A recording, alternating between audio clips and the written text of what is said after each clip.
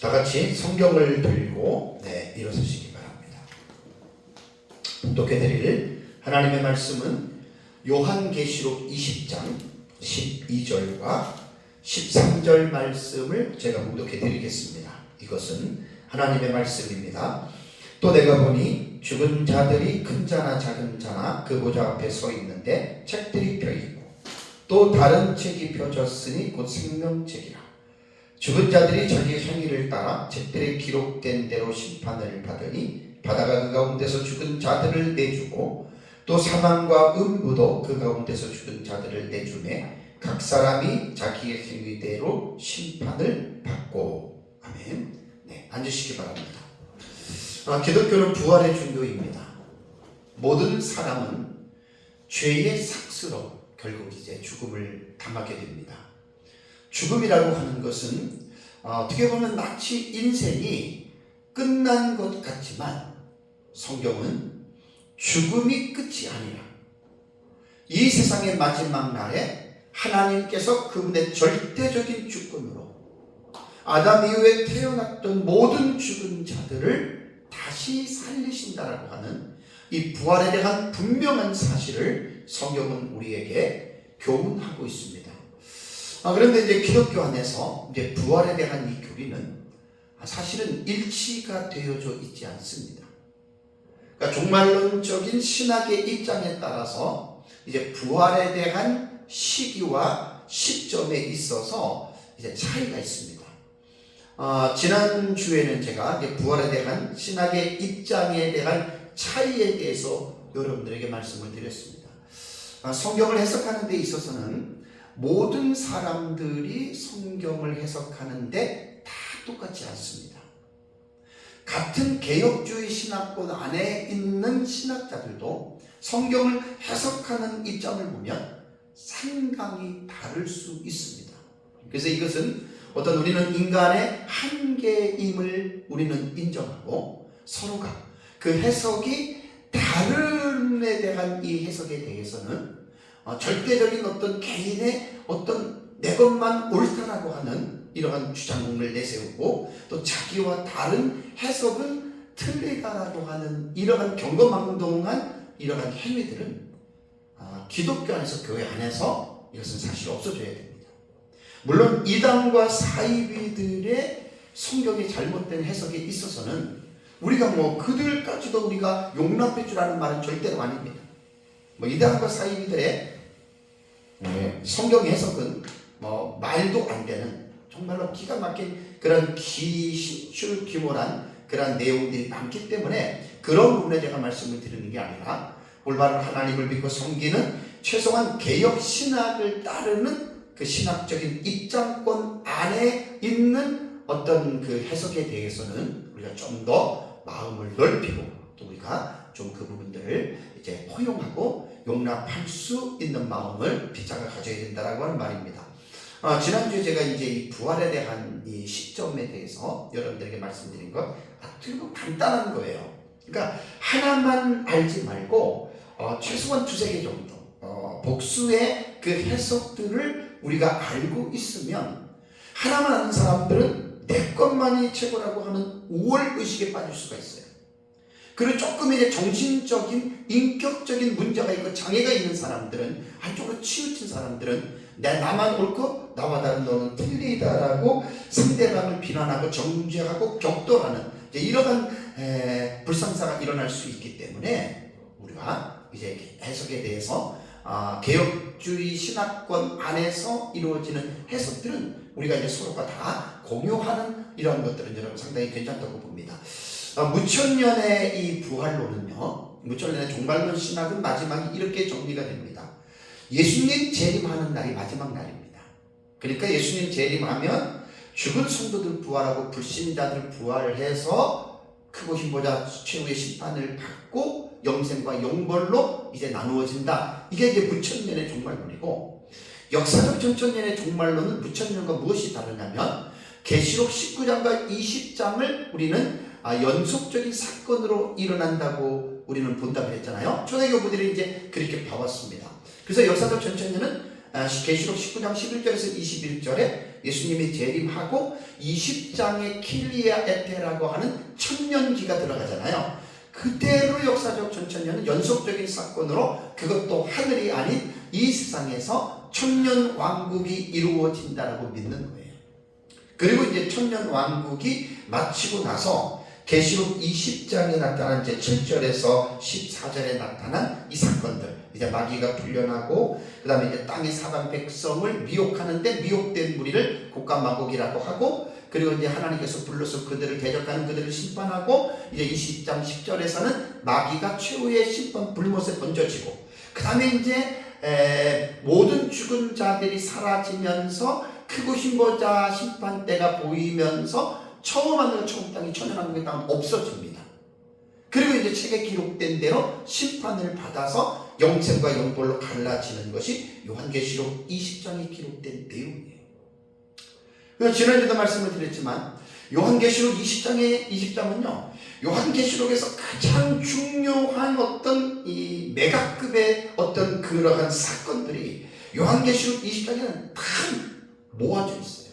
그래서 요한계시록 20장은 정말로 너무너무 중요한 내용들을 담고 있기 때문에 이 내용들은 우리 성도들이 꼭 깊이 있게 공부를 해서 마지막 때에 어떠한 일들이 진행이 되고 어떻게 이 세상이 결말이 이루어지는지에 대해서는 여러분들이 분명하게 이 부분들을 알고 있어야 됩니다.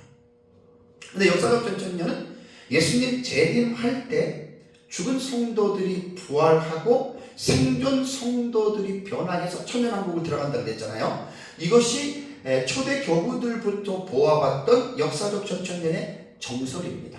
전통적인 해석법입니다. 그런데 이제 그 이후에 역사적 전천년주의자들이 성경을 연구를 하면서 전통적으로 내려왔던 역사적 전천년의 이 부활감이 성경적인 입장에서 성경적인 해석에서 맞지 않다라는 이제 이 의의를 제기하고, 그러면서 이제 이 부활관에 대해서 연구한 이 내용을 저는 수정되어야 할, 수정이 되어졌죠. 개인적으로 보는 입장에서는 수정되어진 역사적 전천년설의 입장에서 뭘 제가 지난주에 강조를 했냐면, 예수님 재림할 때 죽은 성도들과 생존 성도들의 변화는 없습니다. 그러면 이제 전통적인 역사적 전천론자들은 이게 무슨 말이지? 왜냐하면 초대교회로부터 그렇게 믿어왔는데 왜 예수님 재림할 때 죽은 성도들이 부활하지 않느냐? 그것은 그 근거가 계시록 20장 4절과 5절이라고 제가 말씀을 드렸죠. 다 성경 해석에 있어서 해석학적인 차이입니다. 그래서 이제 요한계시록 20장 4, 5절에 첫째 부활이라고 하는 용어가 처음 나와요. 첫째 부활자들은 계시록 20장 4절을 보면 계속해서 제가 말씀을 드립니다. 지난주도 이번주도 계속 말씀을 드리는데 너무나 중요한 부분이라서 첫째 부활자들은 두 부류의 순교자들이에요. 그리고 20장 5절에 그 나머지 죽은 자들은 그 천년이 차기까지 부활하지 못한다. 살지 못한다. 그 나머지 죽은 자는 순교자들 외에 나머지 죽은 자들은 성도와 불신자들이거든요.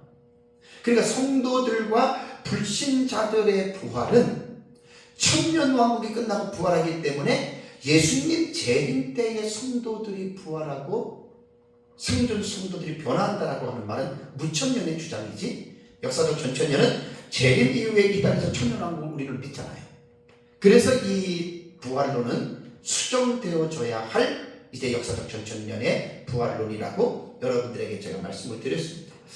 저는 역사적 전천년의 종말론을 따르는 자로서 제가 이제 하나님의 은혜로 성경을 계속 20여 년 가까이 연구를 하면서 저의 한 가지의 바람은 그겁니다.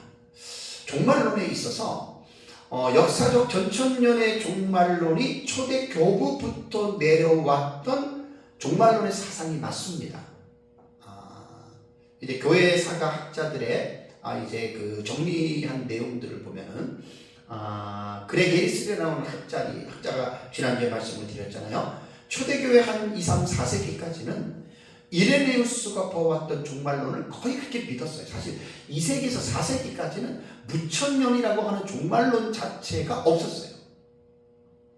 5세기의 어거스틴 때의 무천년은 이제 상징의 해석, 알레고리의 해석, 성경 해석학을 도입해서 이제 어거스틴이 이제 체계화를 시켰기 때문에 그때부터 사실은 부천년이지.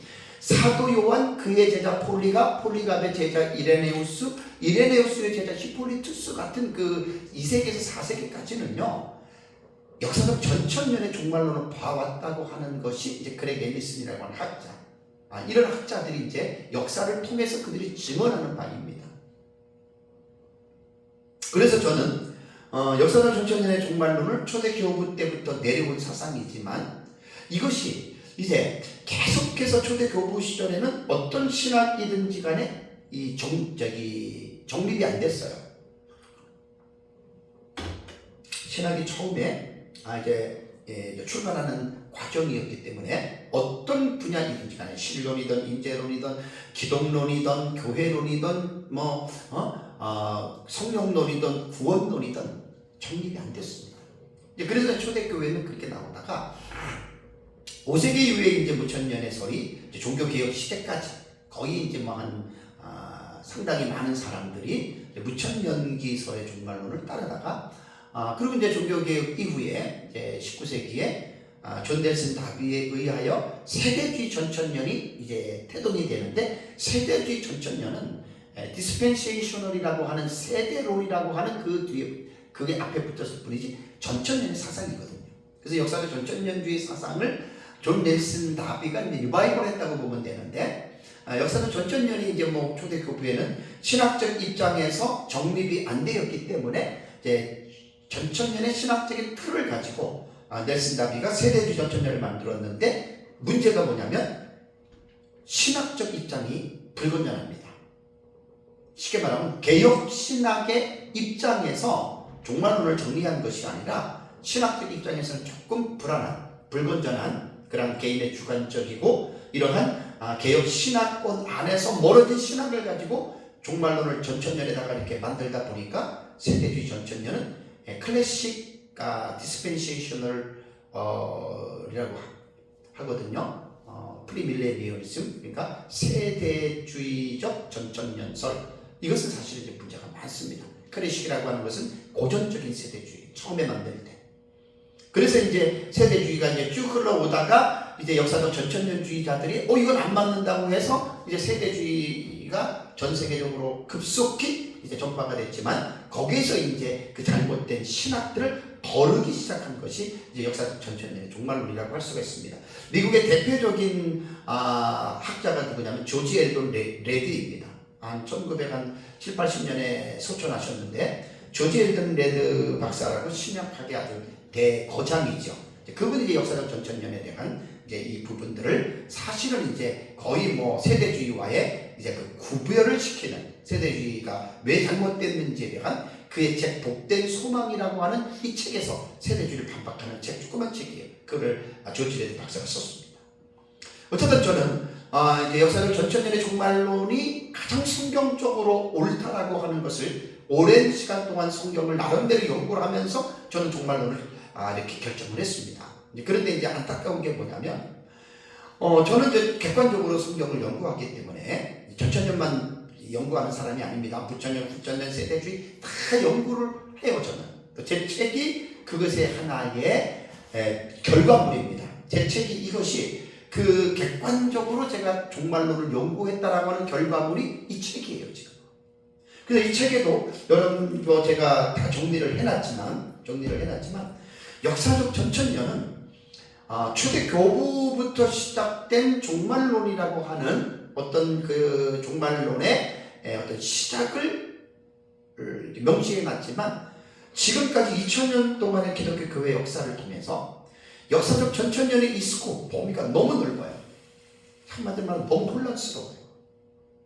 너도 나도 다 전천년이라고 하는데 그럼 전천년이 무엇냐라고 말을 할 때는 그냥 예수님 재림하면 이 땅에서 천년왕국이 있어, 그 중요한 천년왕국론에 대해서만 방향을 제시할 뿐 계시록 특히 6장부터 4장 이후부터 22장까지의 해석을 들어가면 역사적 전천년은 너무나 넓어가지고 너무나 제일 혼란스러운 게 역사적 전천년이에요. 무천년은 그렇게 혼란스럽지 않습니다.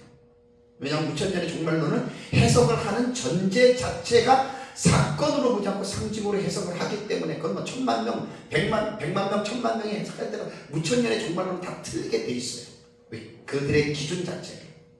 그러니까 다 자기 막 보는 대로 이렇게 해석하면 이게 맞고 저렇게 해석하면 상징이니까. 그러나 이제 역사적 전천년은 그렇지 않다는 거예요. 그래서 제가 이제 역사적 전천년을 연구를 하면서 너무너무 안타까운 마음이 지금도 있습니다.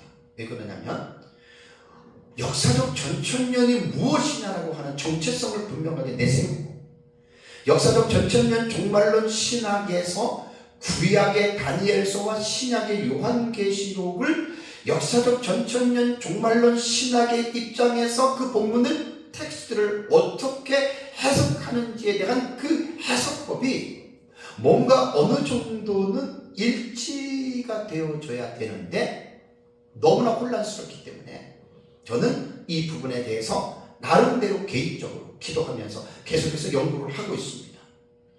근데 뭐 제가 뭐 이렇게 그 역사적 전천년에 대해서 공부한 것도 갑자기 내가 배운 게 아니고 저의 종말론 은사이신 밤중소리 사역회 고문이신 민병승 목사님이 일평생 종말론을 연구해서 정리한 그 내용을 제 나름대로 그것을 좀 더 심화 있게 연구하고 정리하고 체계화를 시키는 것이 또 저는 제가 하는 일이라고 생각을 하고 지금 이렇게 하고 있습니다. 그래서 저는 이제 저희 은사이신 민 목사님이 보아왔던 정리했던 그 종말론이 역사적 전천년기설의 정체성으로 나는 이것을 내세우면 좋겠다. 이제 그걸 전부터 제가 생각을 하고 계속 제가 지금 이 일을 계속해서 진행하고 있습니다. 지금 제가 하고 있는 이 설교는 기독교 종말론의 각 주제에 대해서 설교를 지금 구성하고 시작을 한 거예요. 근데 이제 종말론적인 주제 설교에 앞서서 우선적으로 지금 설교하고 있는 내용이 오늘이 이제 19번째 시간 오후까지는 20시간을 제가 설교를 하는데 이 내용은 조직신약 분야에서 종말론의 전체적인 윤곽에 대해서 제가 설교를 하고 있는 거예요. 이걸 우선적으로 하는 거예요. 물론 여기에서는 이제 종말론적인 주제가 다 포함이 되어져 있습니다. 조직신학의 종말론은 크게 두 가지 분야를 정리해서 가르치는 학문이라고 말씀드렸습니다. 일부는 개인적인 종말론을 다룹니다.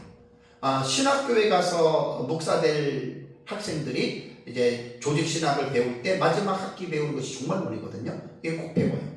일부가 이제 개인의 종말론에 대해서 인간이 죽으면 이제 인간의 또 그 마지막 날 부활 때까지 이제 그 중간기 상태라 그러죠. 이거 제가 이제 2시간 설교를 했던 거고 2부가 5가지 주제를 다룬다 그랬죠.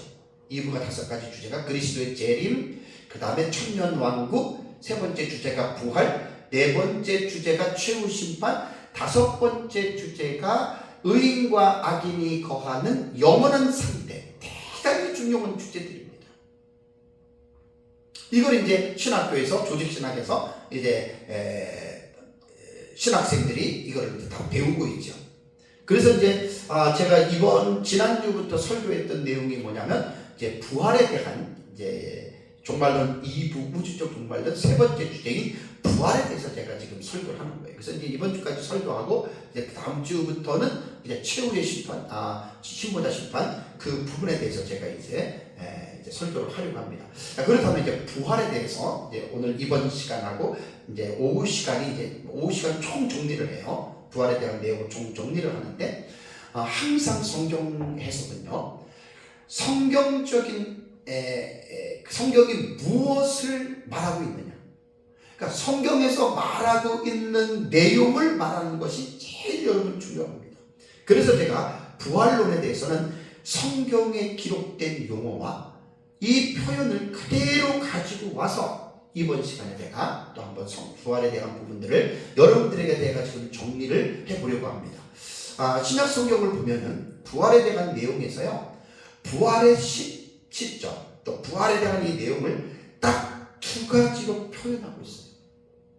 그 2가지로 표현하는 게 뭐냐면 첫째 부활과 마지막 부활 딱 2가지입니다. 신약 성경의 부활에 대한 내용은 딱 이 2가지거든요. 그러면 첫째 부활, 이런 정리들을 하셔야 돼요.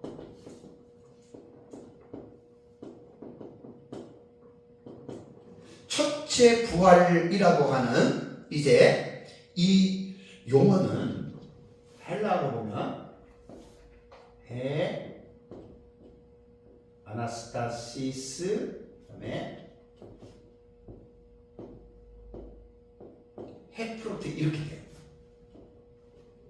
조문제가 좀 생략을 했습니다. 해 아나스타시스 헤프로테. 예, 영어로는 This is the first resurrection입니다. 이것은 첫째 부활이다 라는 말이에요. 이 첫째 부활에 대한 이 용어가 어디에 나오냐면 지난주에 설교했죠. 계시록 20장 4절과 5절에 나옵니다. 다시 한번 계시록을 보시죠. 20장 4절과 5절. 20장 4절을 보면 또 내가 보좌들을 보니 거기 앉은 자들이 있어 심판하는 권세를 받았다. 20장 4절은 네 가지의 구로 구분하라 그랬어요. 원문에는 카이라고 하는 종속 접속사가 정확하게 구분을 딱딱딱 시켜놨어요. 또 내가 보좌를 보니 심판하는 권세를 받았다. 그 다음에 두 번째 B구가 또 카이라고 하는 종속 접속사가 들어가서 또 우리말로 번역했잖아요. 내가 보니 예수를 증언한가 하나님의 말씀 때문에 목배임을 당한 자들의 영혼들과 여기가 두 번째 구예요. B구고 세 번째 구가 또 짐승과 그의 우상에게 경배하지 아니하고 그들의 이마와 손의 표를 받지 아니한 자들이까지가 세 번째 구가 C구가 되는 거예요. 다음에 네 번째 구는 우리말 성경에는 살아서 그리스도와 더불어 천년 동안 왕노릇함이라고 했는데 우리말 성경에는 헬라어 원문에 카이라고 하는 종속 접속사를 번역을 안 했습니다. 이게 번역을 해야 되는 거예요. 그냥 살아서 앞에 또 그들이 살아서입니다. 에제산이라고 하는 이 살아서가 이 3인칭 복수거든요. 그들이 사는 거예요. 앞에 있는 순교자들이 그들이 살아났다라고 하는 말인데 우리말 성경에는 카이라고 하는 그리고라는 또라고 하는 이 종속 접속사를 번역을 안 해놨어요. 왜 그런지 모르겠어요. 번역은 정확하게 해야 되거든요. 내용도 그렇고 이런 것들이. 그래서 이제 첫째 부활. 그러면 5절을 보니까 가로 안에 그 나머지 죽은 자들은 그 천년의 차이까지 살지 못하더라. 가로 있는 것은 어떤 사본에는 이 말씀이 있다 그런 뜻이에요. 어떤 사본에는 가로 내용이 없다. 근데 가로를 집어넣은 것은 우리는 이 내용을 사본학적으로는 다른 어떤 차이는 있지만 우리는 이 본문을 우리는 받아들인다는 말입니다. 그러니까 그 나머지 죽은 자들이 그 천년의 차이까지 살지 못하더라 하고서 이제 이는 첫째 부활이라. 해 아나스타시스 헤프로테. This is the first resurrection. 이것이 첫째 부활이다. 그러니까 첫째 부활이라고 하는 이 용어는 다 친구야 핑통어서 이것 때만 20장 5절에 딱 한 번 나온다. 4절과 5절에. 자, 첫째라는 말은 무엇일까요? 첫째라고 하는 말이 뭐냐면 프로테라고 하는 말은 프로토스라고 하는 이 단어인데 이 본문에서는 형용사로 쓰여졌는데 첫째라고 하는 이 부하, 첫째라고 하는 의미, 이 서수란 말이에요. 어떤 숫자에 대한 순서를 가르칠 때 첫째라고 하는 서수란 말이에요. 부활은 부활인데 첫째라고 하는 이 서수를 쓴 것은 예수님이 지난주 고린도전서 15장 20절에서 24절 말씀드렸어요. 예수님이 부활의 첫 열매예요. 아파르케, 첫 열매란 말이에요. 그 첫 열매고 그 다음에는 사람들의 부활에 있어서 프로토스는 첫 번째로 부활하는 사람들을 말하는 겁니다. 그래서 계시록 20장 5절에서 말하는 이는 첫째 부활이라. 그럼 첫째 부활자가 누구냐? 4절에서 사비절과 사시절에 요게 첫째 부활자란 말이에요. 사비절을 다시 볼까요? 또 내가 보니 예수를 증언한가 하나님의 말씀 때문에 목배임을 당한 자들의 영혼들과 그랬죠. 요 사람들이 순교자들이거든요. 하나님의 말씀과 예수 때문에 목배임을 당했다. 순교지요. 요한계시록에는 순교자들을 상당히 부각시키고 있습니다. 지난주에 제가 5가지 본문 요한계시록 말씀드렸어요. 다른 성경에 순교자들을 그렇게 부각시키는 성경 없습니다. 그러니까 이 사람들은 누구냐? 지난주에 말씀드린 대로 한일이라고 하는 마지막 때 7년의 환란이 시작되기 이전에 죽었던 순교자들이에요. 예수님은 순교자들을 말씀하실 때 아벨을 첫 번째 순교자로 꼽았거든요. 아벨부터 바가라의 아들 스가랴까지. 그게 예수님이 복음서에 나오잖아요. 그러니까 구약시대 순교자를 처음과 끝을 어떻게 예수님께서는 명시하셨냐면 아벨부터 바가라의 아들 스가랴까지라고 이렇게 말했거든요. 왜냐하면 그것은 역대기서가 히브리 성경에는 히브리 성경에는 그 22권인가요? 그렇게 되어 있거든요. 그 역대기가 마지막에 위치해 있어요. 그래서 예수님께서 이제 그렇게 말씀한 것은 구약시대 전체에 순교당했던 그 사람들을 지금 함의하고 있거든요. 포함하고 있거든요. 그래서 삽비절은 하늘에가 시작되기 전에 마지막 때의 대환란이 시작되기 이전에 죽었던 순교자들이 삽비절이고, 다음에 사시절을 다시 볼게요. 또 짐승과 그의 우상에게 경배하지 아니하고 그들의 이마와 손에 그의 표를 받지 아니한 자들 그랬죠. 여기서 짐승과 그의 우상, 그 다음에 이마와 손의 표, 이것은 특정한 시대의 사건들을 부각시킨 거예요. 이것이 이제 요한계시록 13장 보면 나오잖아요. 바다에서 올라오는 짐승, 땅에서 올라오는 짐승의 그 텍스트에서 땅에서 올라오는 짐승이 거짓 선지자인데 이제 바다에서 올라온 적 그리스도를 우상을 만들어 놓고 짐승의 표 666표를 강조하고 그것을 이제 받게 하는. 근데 그 환란기에 짐승과 우상에 경배하지 않고 표를 받지 않고 죽었던 사람들을 말하는 거예요. 그래서 이들은 환란을 당하는 중에 순교자들이라 그래서 환란 중 순교자라고 여러분 이렇게 말을 하는 겁니다. 그래서 우리가 성경에 나타난 부활에 대해서 우리가 공부를 할 때는 부활 앞에 형용사가 들어간 첫째라고 하는 이 첫째 부활자에 대한 이 부분을 여러분 분명하게 여러분 이해를 하고 공부를 정리를 해야 됩니다. 두 번째는 뭐냐면 마지막 날에 부활한다라고 성경에는 분명하게 교훈하고 있습니다. 엔테 에스카테 헤메라입니다. 엔테 에스카테 다음에 헤메라 이렇게 됩니다. 이제 감기 이렇게 하는 거예요. 뭐 이건 제가 찍지 않겠습니다. 시간상. 엔테 에스카테 헤메라. 이것은 뭐냐면 at the last day예요. at the last day. 마지막 날. 마지막 날이란 말이에요. 마지막 날. 부활은 뭐 리저렉션이니까 아나스타시스란 말이에요. 아나스타시스. 엔테 에스카테 헤메라 아나스타시스. 그러면 마지막 날의 부활. 지금 성경에는 아까 말씀드린 대로요, 부활에 대해서는 딱 두 가지만 말하고 있는 거예요.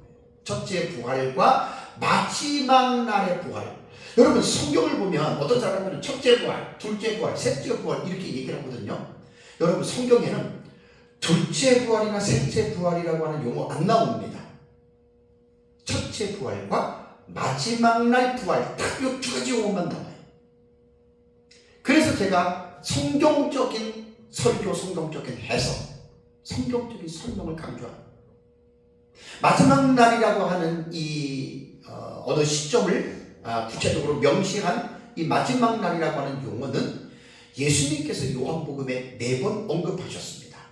자, 요한복음 6장을 보십시오. 요한복음 6장 39절에 나를 보내신 이의 뜻은 내게 주신 자 중에서 내가 하나도 잃어버리지 아니하고 마지막 날에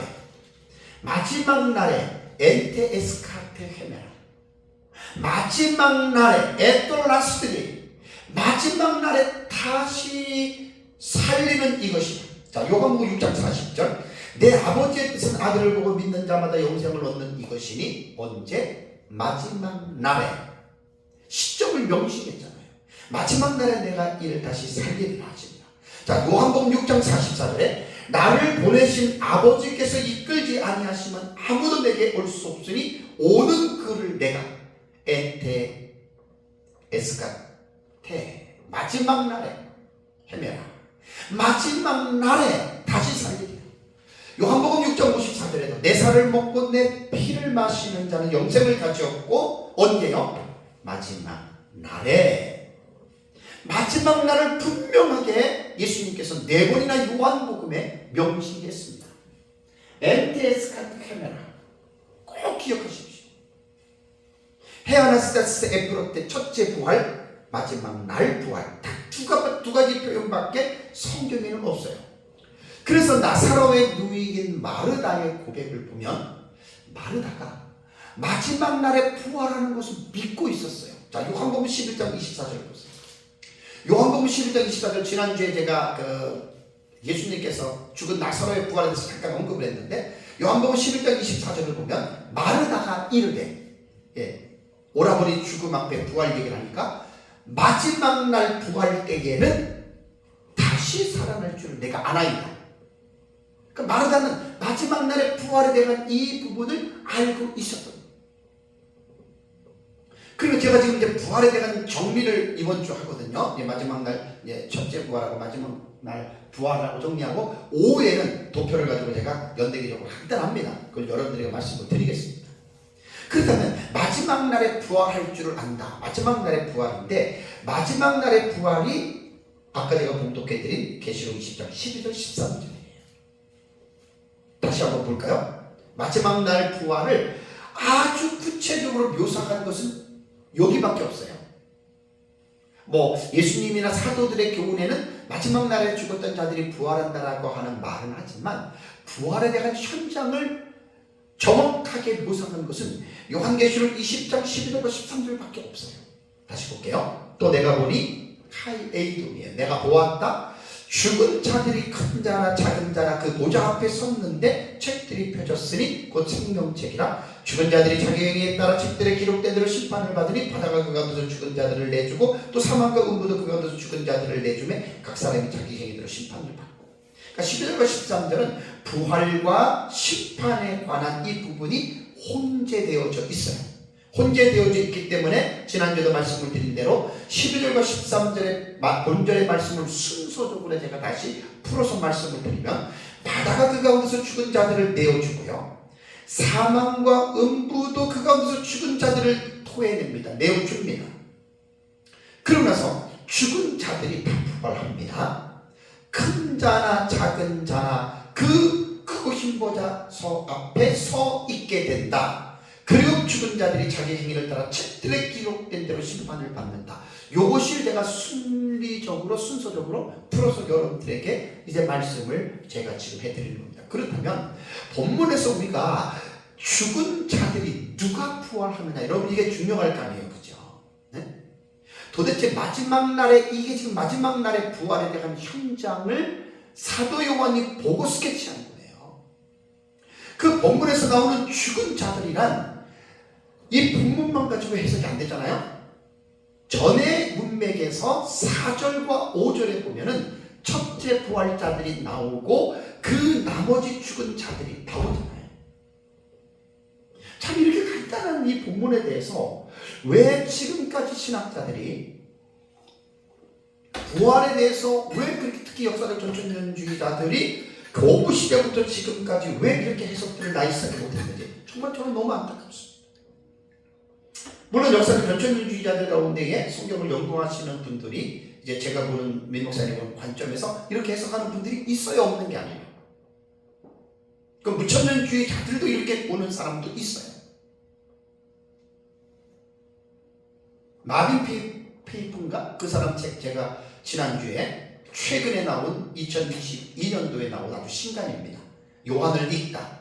요한복음, 요한 1, 2, 3서, 요한계시록을 4권을 연구한 학자인데 제가 이제 그거 우리 은사 목사님이 책을 사주셔가지고 한 240페이지 되는 거를 저는 뭐 1시간 정도 그냥 쭉 정리를 딱 했어요. 그렇게 종말론을 정리하니까 읽으니까 이 사람이 어떻게 보고 다 알더라고요.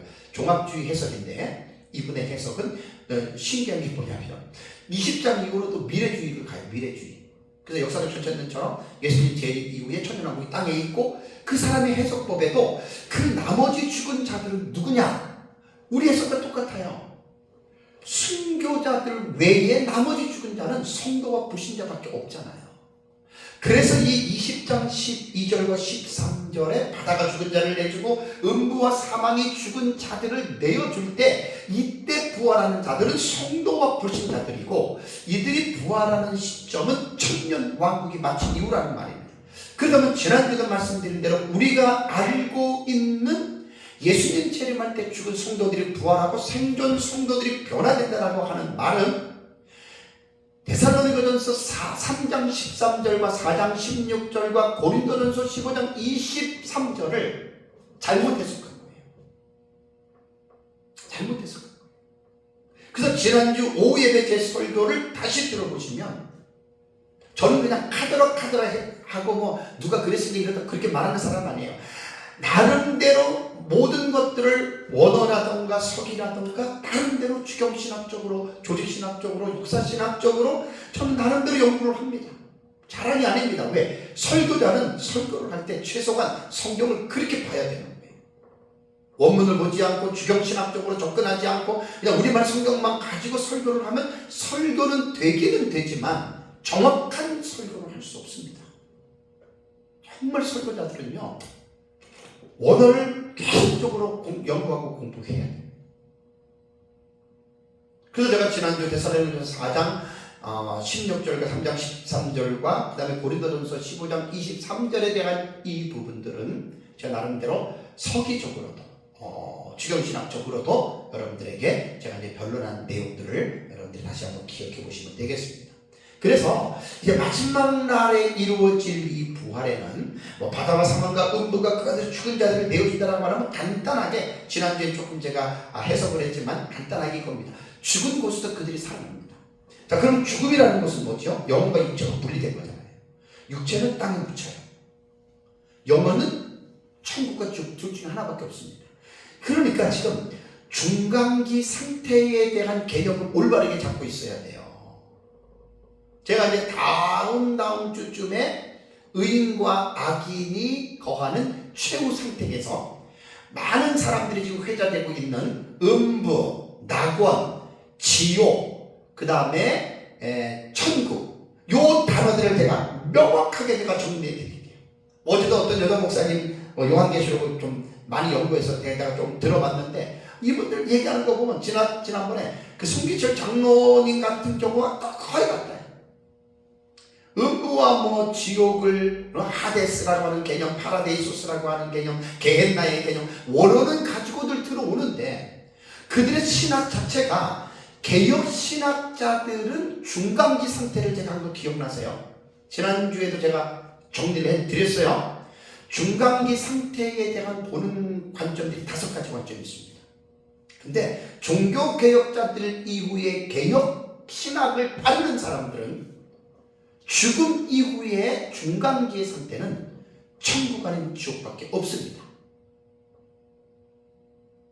그래서 파라데이소스라고 하는 낙원과 하데스라고 하는 음부에 대한 개념을 마치 뭐 지옥과 다른 식으로 이렇게 자꾸만 벌려놓으니까 그 신학적 입장이에요. 웨스트민스터 소요리 문답과 대소요리 문답, 그 다음에 신앙 고백서라든가 하이델베르그 이러한 그 교리 문답서에는 그렇게 복잡하게 다르지 않았습니다. 그러니까 설교자들이 목회자들이 어떠한 신학적 입장을 따르느냐에 따라서 중간기 상태의 장소를 2군데로 보느냐, 3군데로 보느냐, 4군데로 보느냐 필정하는 거예요. 개혁신학자들이 보는 중간기 상태는 딱 2군데입니다. 천국 아니면 지옥입니다. 영혼이 죽어서 뭐 낙원 같은 그 천국이에요. 천국을 낙원과 분리를 하지 마세요. 부자가 간 곳 음부 지옥이에요. 그것도 또 다른 곳으로 만들지 말라는 얘기예요. 그 천주교의 영향을 받았어요. 천주교의 영향. 그래서 제가 중간기 상태에서 그 영혼 수면설 얘기하고 그 다음에 또 뭐예요? 몇 가지 5가지 말씀을 드렸잖아요. 그러니까 신학적 입장이 불분명하면 설교자들이 이것 갖다가 저것 갖다가 막 짬뽕을 해버려요. 그러니까 일관성이 없어요. 성경 해석이 일맥상통하지 않아요. 정말 그 설교자들에게 있어서는 가장 중요한 게 신학적 입장입니다. 그래서 이제 설교를 들어보면 그 설교자가 어떤 신학을 따라가는지를 딱 설교만 몇 번 딱 들어보면 나와요. 저는 누가 뭐라 그래도 종교 개혁자들이 부르짖었던 그 개혁 신학의 사상을 저는 따라가고, 개혁 신학도 상당히 넓어요. 정말 엄청 넓어요. 근데도 가장 건전한 그런 개혁 신학을 저는 따라가기 때문에, 개혁 신학을 따라간다라고 하는 말은 뭐냐면, 그 고시대 그 이상규 교수님이 정확하게 명시를 했어요. 제가 이제 권사님하고 집사님들한테 제가 보냈잖아요, 그죠? 거기 뭐라고 얘기를 했나요?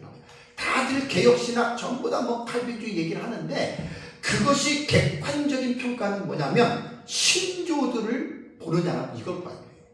웨스트민스터 신앙고백서, 대소일이 본다, 하이델베르그, 벨직 신조, 이런 것들 있잖아요. 네? 이러한 종교개혁 이후에 신학자들이 모여서 머리를 맞대고 하나님의 말씀에 대한 중요한 교리들에 대한 이 부분들을 체계화시켜 놓은 이 교리서를 보지 아니하고 나는 개혁신학이라고 말하는 사람은 그 틀린 겁니다. 그 사람은 개혁신학을 따르는 사람이 아닙니다.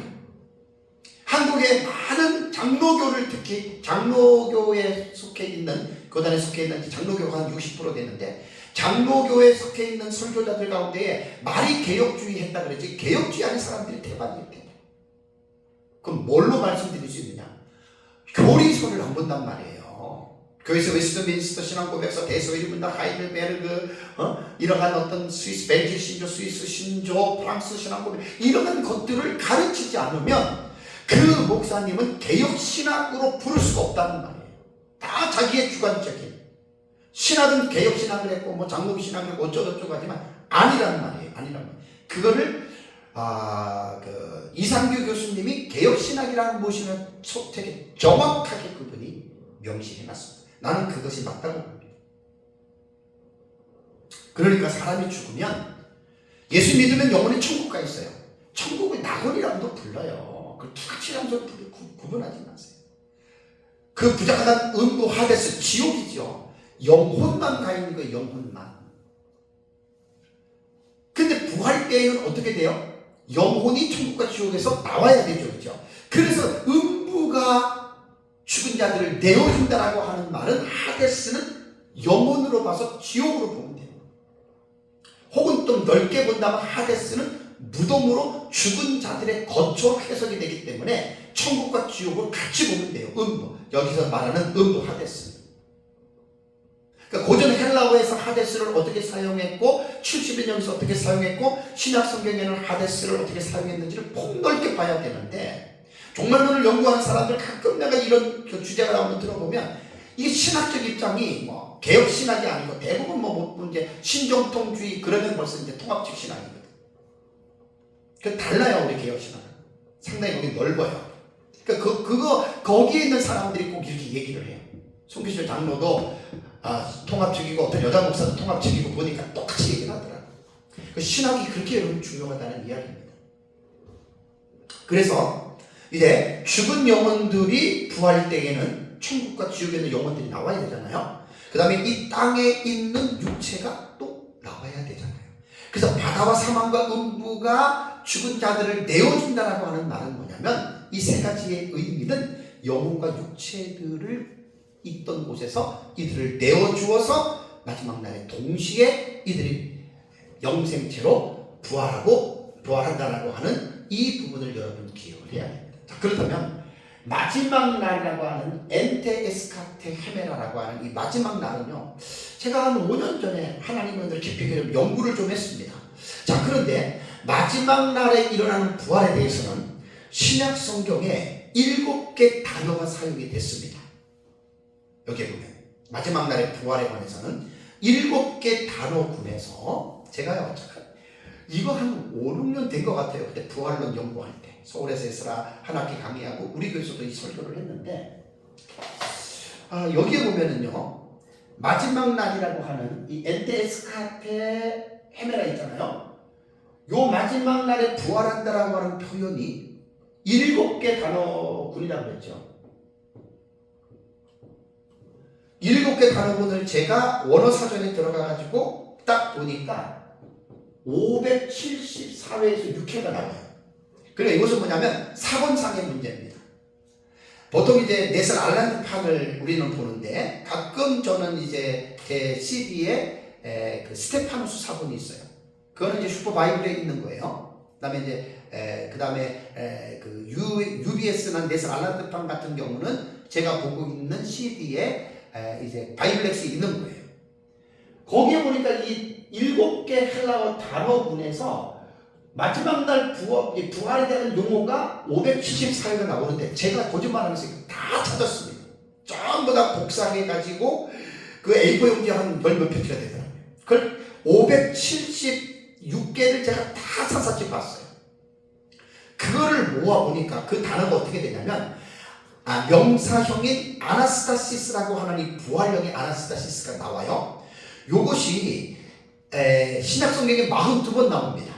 이건 이제 사전에 들어가면 다 정리가 되어 있어요.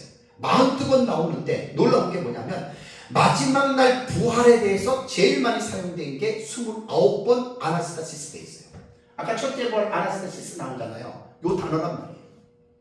그 다음에 아니스템이라고 하는 이 단어는 동사형인데 108번이 사용이 됐는데 마지막 날 부활에 사용된 용례가 딱 7번입니다. 지금 제가 하는 이 설교는 제 책을 보면은 제 책에 이게 나와요.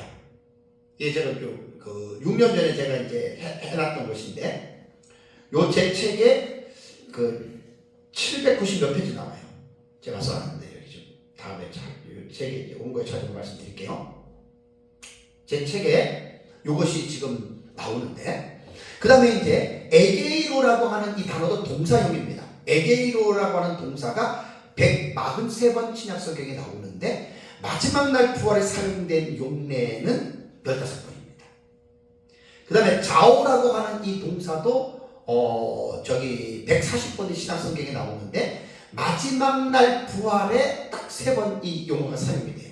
다음에 아나자오라고 하는 이 단어도 동사인데 이제 3번 혹은 5번까지 보는데 마지막 날의 부활은 딱 한 번 딱 나옵니다.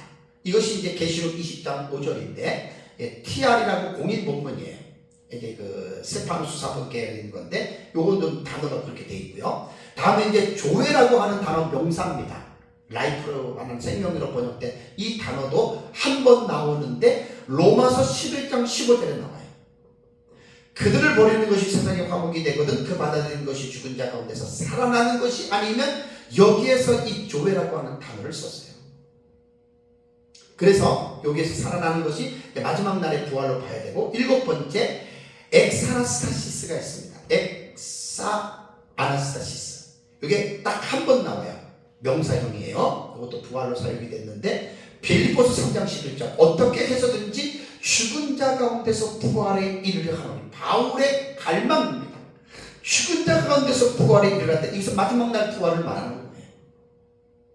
그래서 이 576개가 되는 이 내용을 제가 그 한글 파일에다가 다 붙여놓고 나름대로 정리를 하니까 이 574회 가운데에 부활의 의미로 사용된 구절이 183회입니다. 부활의 의미로 사용된 내용이 183회가 이 단어가 사용된 7개 단어군에서 부활에 대한 내용을 했고 부활과는 관계가 없이 그냥 뭐 자리에서 일어나다 뭐 그런 거 있잖아요. 그게 393회가 돼요.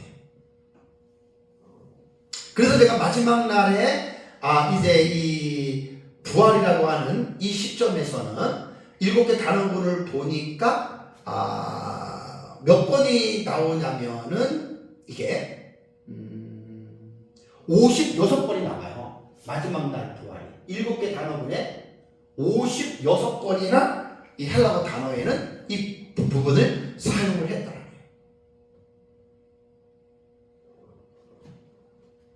그래서 우리는 하나님의 말씀을 통해서 늘 깨어서 정신을 차리고 살아야 됩니다. 마지막 날은 최후 심판이기도 하고 심판을 받기서 부활하는 거예요. 그 다음에 마지막으로 이제 하나, 마지막 날에는 부활과 또 하나 사건이 뭐가 있죠? 마지막 날에 이루어지는 사건은요, 심판 부활 다음에 뭐가 있냐면 변화가 있습니다. 변화. 마지막 날에 이게 이제 변화.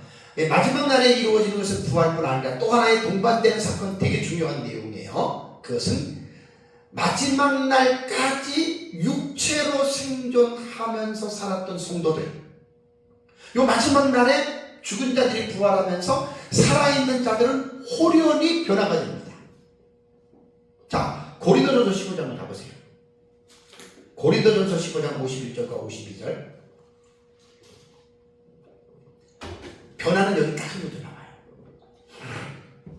고린도전서 15장 51절과 52절을 보면은, 보라 내가 너희에게 그 비밀을 말하노니 우리가 다 잠잘 것이 아니요 죽어 있는 상태로 있는 것이 아니라는 말이에요. 잠잘 것이 아니요 어떻게? 마지막 나팔의 순식간에 홀연히 어떻게 해요? 다 변화되리니. 변화라고 하는 이 단어가 알라소라고 하는 단어입니다. 변경하다, 바꾸다, 혹은 변하다. 그러니까 지금 우리 살아있는 이 몸이 마지막 날까지 살아있는 자들은 홀연히 변화가 되는데, 이 사람들은 첫 번째 사망인 죽음을 겪지 않고 살아있는 상태에서 변화가 돼요. 체인지가 돼요. 그러니까 지금 있는 몸은 고린도전서 15장 50절에 말한 것처럼 혈과 육은 하나님의 나라를 이어받을 수 없다. 우리가 가지고 있는 처음 상태의 이 육체는 하나님 나라를 들어갈 수 없습니다. 천국을 못 들어갑니다. 또 우리가 가지고 있는 지음받은 이 첫 번째 육체는 지옥도 못 들어갑니다. 육체는. 꼭 기억하시기 바랍니다. 그래서 마지막 날에 죽은 자들이 부활하고 살아있는 자들이 변화가 있다라고 하는 말은 몸 자체가 겉으로 볼 때는 지금 우리의 몸과 똑같이 보이지만 본질 자체가 달라요. 지금 있는 우리 몸은 쇠하고 썩어지는 육체지만 부활과 변화체는 썩지 아니하는 영원히 살아갈 수 있는 그러한 본질을 가지고 변화되는 형식이에요. 그러니까 이게 뭐냐면 마지막 날에, 그러니까 마지막 날은 아까 말씀을 드렸잖아요. 종말론적인 신학적 입장에 따라서 다르다는 말이에요. 그러니까 무천년의 입장으로 볼 때는 예수님 재림하는 날이 마지막 날이니까 그 살아있는 사람들 그때 변화가 되고 죽은 성도들 부활하고 불신자들 부활하고 무천년은 딱 그렇게 끝나는데, 전천년은 예수님 재림의 천년왕국이 이 땅에 있으니까 이게 차이라는 말이에요. 그래서 전통적 역사적 전천년은 예수님 재림할 때 죽은 성도들 부활하고 살아있는 성도들이 변화돼서 천년왕국에 들어간다고 하는데, 이것은 성경을 잘못 본 거예요. 그래서 지난주에 여러분들에게 제가 말씀을 드리고 이 부분에 대해서 제가 여러분들에게 말씀을 드렸습니다. 근데 오늘 읽은 요한계시록 20장 12절과 13절에는 죽은 자들이 사망과 음부가, 그다음에 바다가 죽은 자들을 내어준다라고 하는 부활에 대해서는 얘기를 했지만 뭐가 하나 생략이 돼 있어요? 변화가 생략이 돼 있는 거예요. 성경을 폭넓게 봐야 돼요. 폭넓은 지식을 가지고 성경을 대하면 생략이 된 부분도 보인다니까요. 그 변화에 대해서는 성경에 고린도전서 15장 51절 마지막 나팔의 순식간에 변화되리니 나팔 소리가 나며 죽은 자들이 썩지 않을 것으로 다시 살아나고 우리도 변화되리니 이 썩을 것이 반드시 썩지 아니할 것을 입겠고 이 죽을 것이 죽지 아니함을 입으려. 이게 변화체예요. 이게 부활체란 말이에요. 그러니까 부활체와 변화체는 본질이 같아요. 다만 부활은 죽었다가 살아나는 것을 부활이라고 하고, 변화는 알라소는 살아있는 상태에서 죽음을 보지 아니하고 영생체가 되는 거예요. 그렇다면 변화의 시점은 아까 말씀드린 대로 우리는 역사적 전천년은 천년왕국 이후에 20장 12절과 13절에 죽은 성도들 부활하고 불신자들 부활할 때 살아있는 성도들이 이제 부활과 변화가 이루어집니다. 그래서 예수님이 재림할 때 이제 죽은 성도들 부활하고 살아있는 성도들 변화된다라고 하는 것은 성경적인 해석에 계시록 20장 4절과 5절에 전체 부활을 잘못 읽은 거예요. 잘못 해석한 거예요.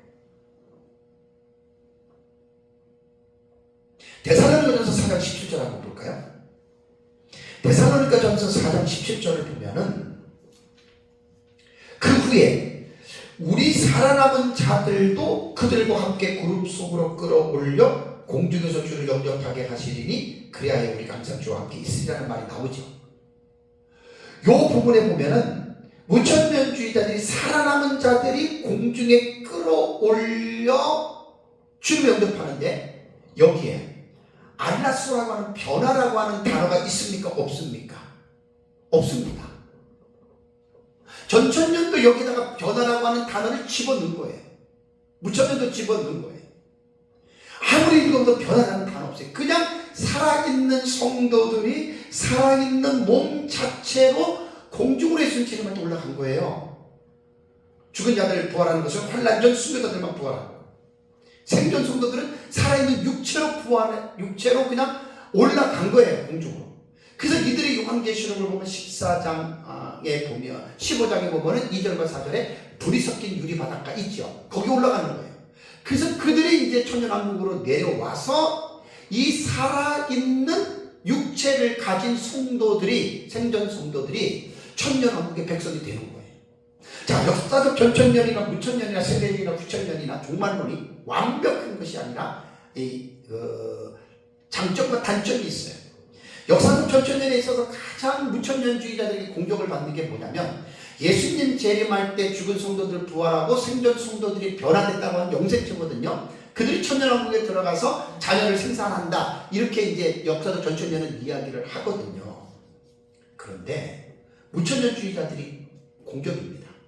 자, 예수님께서는 부활 때에는 사람이 시집도 가지 않고 장가도 안 간다 그랬죠. 부활체는 자식을 낳을 수가 없는 완성체예요. 그런데 역사적 전천년주의자들이 예수님 재림할 때 죽은 성도 부활하고 생존 성도 변화돼서 들어갔다고 하니까 이 문제가 딱 벽에 부딪힌 거예요. 그래서 역사적 전천년주의자들이 인간적인 방안을 하나 만든 게 뭐냐면, 그러면 천년왕국에는 곡과 마곡이 나중에 천년왕국 끝나고 미혹되는 사람이 있으니까 불신자들을 여기다 슬그머니 집어넣는 거예요. 불신자. 지난주도 말씀을 드렸지만 천년왕국에 불신자가 들어간다면 그런 천년왕국이 뭔 필요가 있어요? 또 천년왕국에서 죄를 짓는다면 그런 천년왕국이 왜 필요가 있어요? 그 바로 천국으로 행하면 되지. 전혀 이것이 역사적 전천년의 가장 큰 약점이자 단점이에요. 그래서 데살로니가전서 4장 17절에 그냥 살아있는 성도들이 공중으로 끌어올리는데 변화라는 단어 없어요. 여기에 신학적 해석이 가미가 돼서 지금까지 역사적 전천년주의자들이 이게 여기 혼란에 좀 빠져 있는 거예요. 뭐 저는 처음부터 이런 부분에는 빠져나왔기 때문에 정확하게 수정된 이제 역사적 전천년에 대한 이것을 지난주에 먼저 계속 여러분들에게 강조하고 있습니다. 공중으로 끌어올려 살아남은 자들 끌어올려온 것은 변화돼서 올라간 게 아니에요. 성경은 그렇게 더하면 안 되는 거예요. 전천년이나 구천년이나 더하면 안 돼요. 그냥 살아있는 몸으로 올라갔다. 그것이 가장 성경을 올바르게 해석하는 것입니다. 왜 우리가 육체로 휴거가 되어져야 되냐면, 예수님 재림할 때 생존 성도들만 천년왕국 들어가고 죽은 성도들 못 들어가요. 천년왕국에. 천년왕국은 천국보다 좋은 게 아니에요. 근데 이 땅에 있는 지상 낙원이지 천국하고 천년왕국 비교가 안 될 만큼 천국이 훨씬 더 낫습니다. 왜 죽은 성도들이 천년왕국 왜 들어가요? 생존 성도들이 들어가는 거지. 그래서 이제 천년왕국을 보면 천년왕국에서 이사야서 65장을 보면 자녀들을 생산해요. 사람의 수명이 나무의 수명과 같아요. 말 그대로 1000년 동안 사는 거예요. 그러니까 이제 이 육체로 이제 죽은 성도들 아니고 변화된 거 아니고 육체로 천년왕국 들어간다 그러면 국가만국 해석되잖아요. 그들이 1000년 동안 자식을 낳았는데 그 자식들 중에서 사탄에게 미혹된 사람들이 있다라는 거예요. 사랑하는 성도 여러분, 하나님께서 사람을 창조하신 의도는 영생하는 존재로 창조했습니다. 아담과 하와가 에덴 동산에서 선악과를 따먹고 죽음에 이르렀다고 해서 그 죽음은 소멸이나 멸종이 아니에요. 영과 육에 불리고 마지막 날에 엔테 에스카테스 헤메라 at the last day, 마지막 날에 모든 죽었던 성도들과 불신자들이 부활하고 살아있는 사람들이 변화됩니다. 우리는 부활에 대한 이 진리를 제가 이번 시간에도 지난주에 연결해서 첫째 부활과 마지막 부활 성경적인 용어를 가지고 여러분들에게 정리를 하면서 마지막 결론은 지난주에도 똑같았어요. 고린도전서 15장 58절처럼 그러므로 내 사랑하는 형제들아 견실하고 흔들리지 말고 부활에 대한 소망을 분명하게 흔들리지 말고 갖고 사십시오. 그리고 살아있는 동안 어떻게 해야 됩니까? 항상 주의 일에 더욱 힘쓰는 삶을 살아가시기 바랍니다. 왜냐하면 이는 너희 수고가 주 안에서 헛되지 않아요. 주를 위해서 힘쓰는 삶은 교회 일만 하는 것이 아니라 성도들이 세상에서 직장과 사업장과 여러분들이 세상에서 머무는 곳에서도 그리스도인으로서 열심히 살아가는 것 자체가 그것도 주의 일입니다. 꼭 교회에만 딱 한정을 시키면 안 됩니다. 그래서 저와 여러분들이 부활의 소망을 가지고 항상 주의 일에 힘쓰는 삶을 살아가시기를 주님의 이름으로 축복합니다. 다 같이 함께 기도하겠습니다.